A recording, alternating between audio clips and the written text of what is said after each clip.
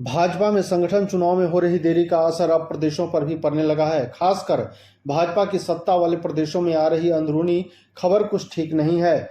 भाजपा को अपनी सत्ता वाले राज्यों में विभिन्न स्तरों पर जो आकलन मिल रहा है, वहां पर सरकारों व संगठन के बीच तो परेशानी है ही, जनता पर भी पकड़ कमजोर पड़ती दिख रही है।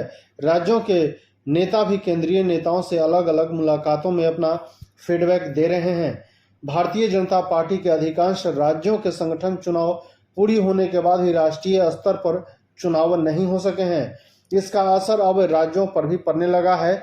वहां संगठन स्तर पर शिथिलता आने लगी है। जिन राज्यों में सरकारें हैं, वहां पर भी समन्वय की समस्याएं सामने आ रही हैं। सूत्रों के मुताबिक पार्टी विभिन्न स्तरों पर राज्यों से रिपोर्ट हासिल करती है। संगठन स्तर पर पार्टी अध्यक्ष हर महीने महासचिवों के साथ बैठक में इस पर विचार करते हैं। इसके अलावा राज्य के विभिन्न नेताओं से मिलने वाली जानकारी और कुछ एजेंसियों से मिलने वाला फीडबैक भी अहम होता है। सूत्रों के मुताबिक भाजपा की सत्ता वाले राज्यों में से कुछ में सब कुछ ठीक नहीं चल रहा है। इनमें दो कारण महत्वपूर्ण हैं। पहले, सत्ता व संगठन में समन्वय और दूसरा, सरकार को लेकर जनता की राय। राजनीतिक जानकारों का कहना है कि जिन राज्यों को लेकर चिंता जताई गई है, उनमें मध्य प्रदेश, राजस्थान, गुजरात और उत्तराखंड में उचित सुधारात्मक कदम उठाए जाने की बात सामने आई है।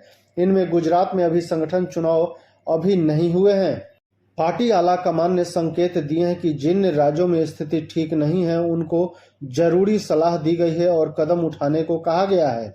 बिहार विधानसभा चुनावों के बाद केंद्रीय नेतृत्व संगठन की व्यापक समीक्षा करेगी। दरअसल यह कवायद नए राष्ट्रीय अध्यक्ष के बाद होनी है, इसलिए समय सीमा को लेकर स्थिति साफ नहीं है।